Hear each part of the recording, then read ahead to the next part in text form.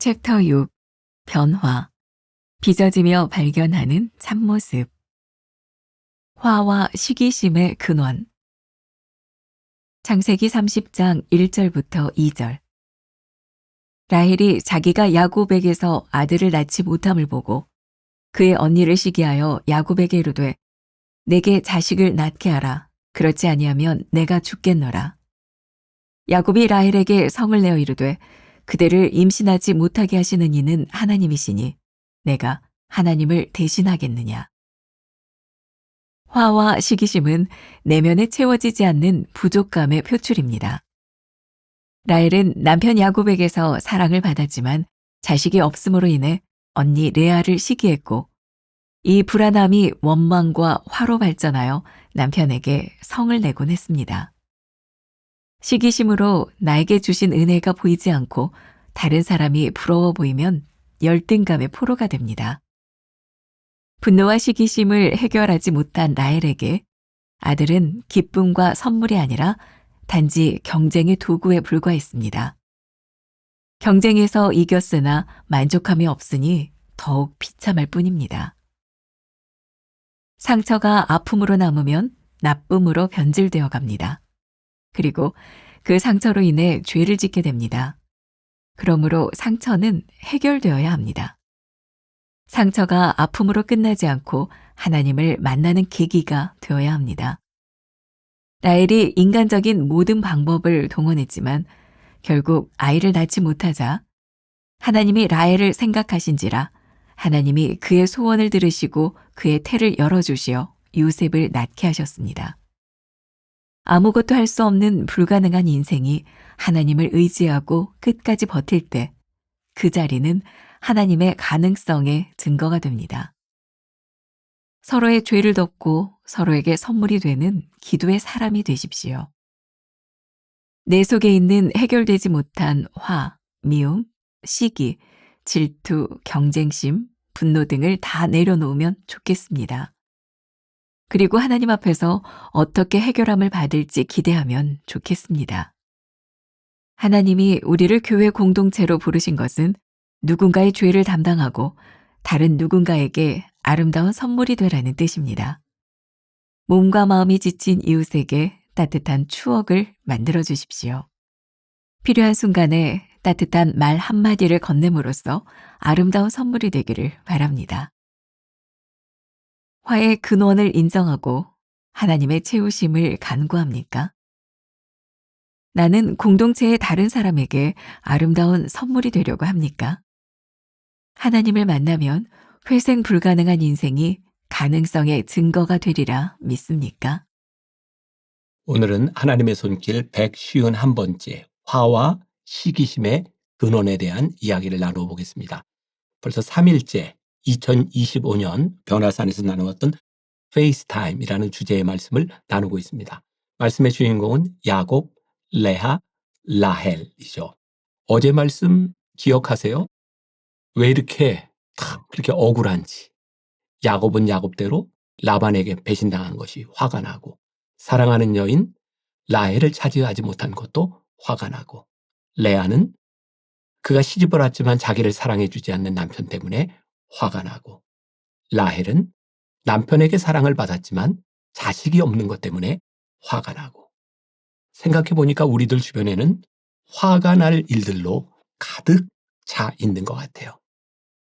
어제 말씀 기억하시죠?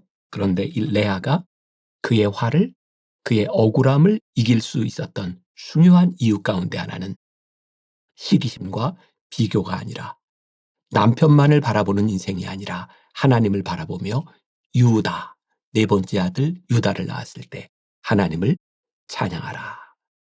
그의 인생의 억울함이 사라지는 순간이겠죠.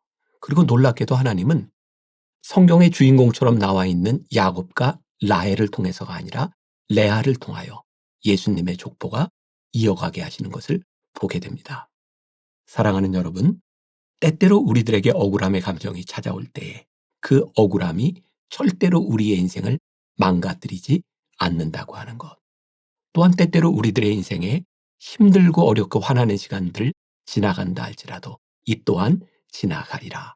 하나님께서 우리를 이끄시는 그 인생 한가운데로 들어가기 시작할 때 우리는 멋진 결말을 기대할 수 있는 사람이 되지 않을까요? 오늘 본문 말씀 창세기 30장 1절과 2절을 여러분들이 보았을 거예요. 여기에는 오늘 라헬의 화난 이야기가 나오고 있어요. 다시 한번 읽어드릴게요. 라헬이 자기가 야곱에게서 아들을 낳지 못함을 보고 그의 언니를 시기하여 야곱에게 이르되 내게 자식을 낳게 하라. 그렇지 아니하면 내가 죽겠노라.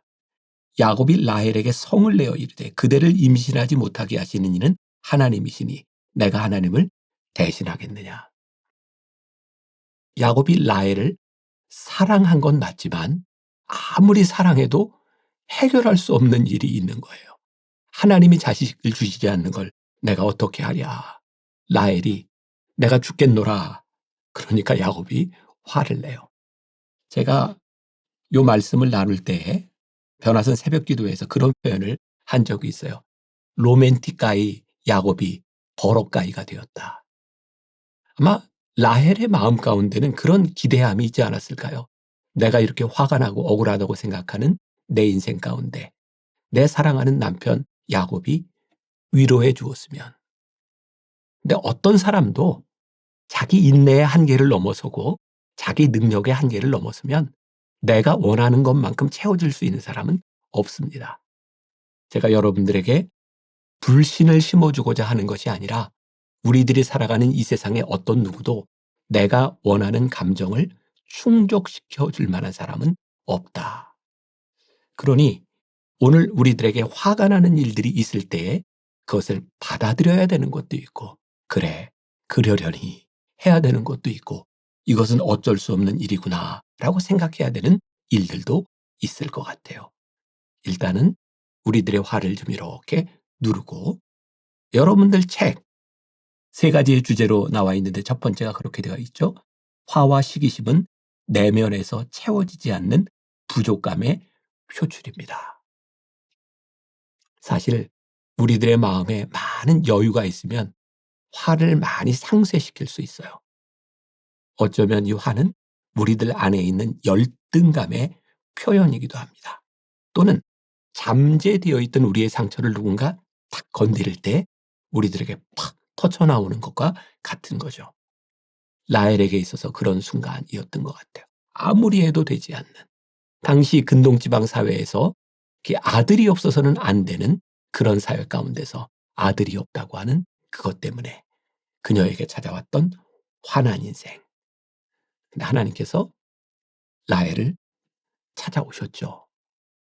억울한 레아에게도 찾아오셨을 뿐만 아니라 화가 난 라헬에게도 하나님께서 찾아오셨어요. 그리고 라헬을 통하여 직접 자식을 주지는 않았지만 라헬의 계략대로 그의 몸종 빌하를 통하여 자식을 낳게 하세요. 그 자식의 이름이 단과 납달리라고 하는 이름이에요. 자, 창세기 30장 6절과 8절 말씀을 제가 읽어드려요. 라헬이 이르되 하나님이 내 억울함을 푸시려고 내 호소를 들으사 내게 아들을 주셨다 하고 이로 말미암아 그의 이름을 단이라 하였으며 라헬이 이르되 내가 언니와 크게 경쟁하여 이겼다 하고 그의 이름을 납달리라 하였더라. 여기 보세요. 단과 납달리라고 하는 2 아들을 주셨는데 라헬에게는 감사함이 없어요. 여전히 그의 언니는 4명의 아들이나 있는데 하나님이 나에게 주신 이 아들, 내 억울함을 들으시려고 내 호소를 들으사 내가 크게 경쟁하여 이겼다? 기쁨과 감사의 고백이 아니라 여전히 언니와 경쟁하고 있는 시기심에 찬 모습. 화가 난 인생에 하나님이 찾아와 주셨지만 라헬에게는 감사가 존재하지 않아요. 오늘 여러분들의 굉장히 중요한 적용점을 또 이야기할 수 있을 것 같아요. 화난 인생에 하나님이 우리를 찾아오셔도 우리의 마음에 위로를 갖지 못하고 우리의 마음에 평안을 갖지 못하는 이유가 뭘까? 나는 여전히 누군가 비교하고 그 비교함으로 인하여 나에게 주신 은혜와 감사함을 잃어버리고 있는 것은 아닌가.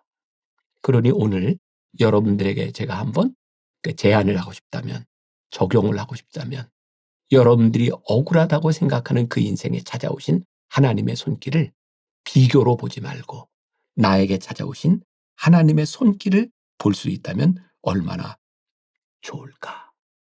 단과 납달리라고 하는 이름 가운데 비교와 시기심이 아니라 감사와 기쁨의 고백이 있었더라면 얼마나 좋았을까.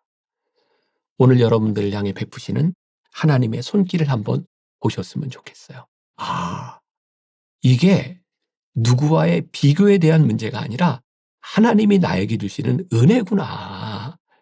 그게 느껴질 때 그 축복이 축복으로 느껴질 수 있도록 감사하라. 하나님의 손길을 볼 수 있으면 좋겠다. 여러분들 책 두 번째 문단에 제가 그렇게 써놨죠.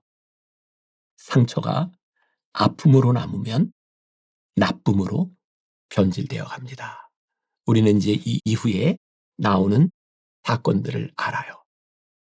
언니였던 레아의 합한 채를 본인이 가지고 또 자식을 얻으려고 하는 계략을 짜고 있는 라헬의 모습을 우리들은 보게 됩니다. 여러분들이 성경을 이 야곱의 이야기를 레아와 라헬의 이야기를 성경의 이야기라고 생각하지 않는다면 옛날에 뭐 젊은 사람들을 모를 거예요. 썬데이 서울이라고 하는 그런 잡지 있었잖아요. 마치 그런 시정에 얽힌 그런 이야기를 보는 것 같은 느낌이 들지 않을까. 사람들은 그런 얘기를 참 좋아하는 것 같아요. 라헬에게 있었던 아픔이 치유되지 않으면 그 상처는 나쁨으로 변질될 확률이 많아요. 우리들에게 찾아오는 악함이 사실은 악함에서 시작하지 않는 경우들이 참 많은 것 같아요. 나에게 있었던 상처가 치유되지 않으면 그 상처는 나쁨으로 변질될 수 있어요. 무섭잖아요. 사랑하는 여러분, 여러분들에게 있는 아픔, 하나님이 다가오셔서 그 화를 풀어주셨음에도 불구하고 우리들에게 치유되지 않는 이 아픔이 나쁨으로 변질되지 않도록 하나님 앞에 우리의 아픔을 보았으면 좋겠다. 세 번째 문단, 서로의 죄를 돕고 서로에게 선물이 되는 기도의 사람이 되십시오. 반대로 이야기를 한다면 라헬이 레아가 라헬을 더 사랑하는 사람이 되고 서로에게 도움이 되는 사람이 되었다면 얼마나 좋았을까. 결국 우리의 인생에 많은 위기들, 그런 고통들은 바로 이런 관계들을 만들어가지 못하고 있기 때문에 우리들에게 나타나는 일은 아닐까. 오늘 결론적으로 여러분들에게 굉장히 좋은 성경 구절 하나를 여러분들에게 드리려고 해요. 잘 적용해 보세요. 민수기 18장 1절과 2절. 여호와께서 아론에게 이르시되 너와 내 아들들과 내 조상의 가문은 성소에 대한 죄를 함께 담당할 것이요 너와 내 아들들은 너희의 제사장 직분에 대한 죄를 함께 담당할 것이니라. 너는 내 형제 레위 지파 곧 내 조상의 지파를 데려다가 너와 함께 있게 하여 너와 내 아들들이 즐거이 장막 앞에 있을 때 그들이 너를 돕게 하라. 함께 담당하고 함께 돕게 하라. 저는 만나교회 목사로서 요즘 참 감사한 일들이 많아요. 우리 교인들 가운데 이 소모임, 또 취미 모임 이런 것들을 보면 그런 얘기들을 종종 들어요. 목사님, 세상에서는 절대 이렇게 못 모입니다. 그리고 세상에서는 뭐 예를 들어서 운동을 하게 될 경우에 이렇게 운동을 못하는 사람은 실력이 될 때까지 상대도 해주지 않습니다. 근데 그런 생각이 들어요. 저도 운동을 하는 사람이지만 운동하는 사람들에게 제일 좋은 건 자기하고 잘 맞는 파트너를 만나는 거예요. 그런데 나와 파트너가 되지 않는 사람을 내가 파트너로까지 끌어올리는 노력을 하지 않으면 절대로 끝까지 파트너가 되지 못해요. 수고가 필요한 거예요. 돕는 일이 필요한 거예요. 단순히 운동뿐만 아니라 우리들의 믿음의 경지. 나는 이 정도 믿음이 있는데 저 사람은 믿음이 저렇게밖에 안 돼. 나는 저 사람과 어울리지 않아. No. 내가 그 사람을 나의 믿음의 동역자로 끌어올리는 노력을 통하여 우리는 서로 돕고 함께 짐을 지는 사람이 될 수 있어요. 혹시 오늘 여러분들 가운데 나는 저 사람보다는 그래, 내가 끌고 갈 수 있는 사람이야 라는 생각이 든다면, 내가 저 사람에게 선물이 되어줄 수 있어 라는 마음이 있는 사람이라면 기꺼이 한번 선물이 되어지는 하루가 되면 어떨까? 여러분들의 화와 시기의 근원이 끊어지고 아픔이 나쁨으로 변질되지 않는 그런 하루 될 수 있기를 간절히 소원합니다. 기도하겠습니다. 오늘 라헬을 통해 우리들에게 주시는 또 좋은 영적 교훈이 있습니다. 환난 인생에 찾아오셔도 비교하고 나니 하나님의 손길을 느끼지 못했던 라헬과 같은 인생이 되지 아니하도록, 우리에게 찾아오신 하나님의 축복이 복이 되는 인생이 되도록 살아가는 하루가 되게 하여 주옵소서. 예수님의 이름으로 기도했습니다. 아멘.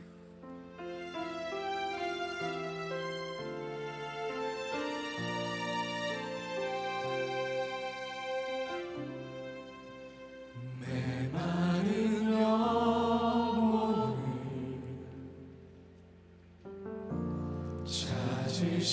찾으시는 음성, 따스한 숨결로 시선으로 내 이름을 부르시네. 시린 세상 속에 홀로 서 있던 나 비로소 느끼네 그의 손